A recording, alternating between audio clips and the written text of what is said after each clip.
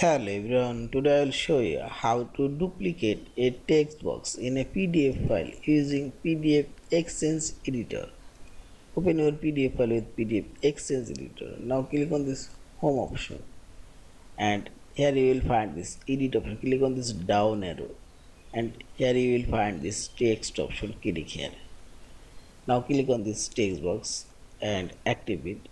Now put or click right button from your mouse cursor and select copy and press Ctrl V or into place and see this text box. Now paste it here and duplicate it. Also duplicate this text box and press right button for your mouse cursor and select copy. Now place Ctrl V and see this, and all of this will align, arrange. This is left and see this. Yeah, this is.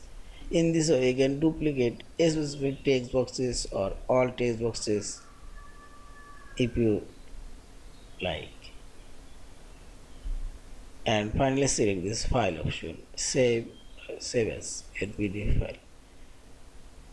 Thank you for watching. Please subscribe, like, share and copy.